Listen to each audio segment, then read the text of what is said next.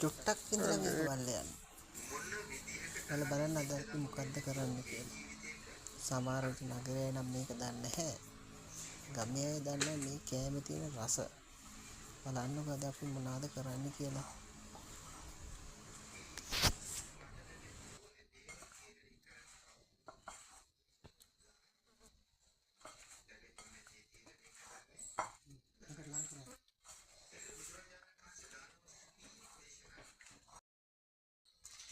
කතා කරලා අහනවා කියනවා මහණෙනි.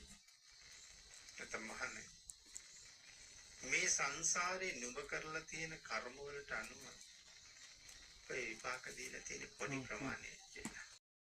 ඒක තමයි දාන පාරමිතාව. පාරමිතා අතරේ එකට තියෙන්නේ. දස පාරමිතා අතර පළවෙනි පාරමිතාව දාන පාරමිතාව.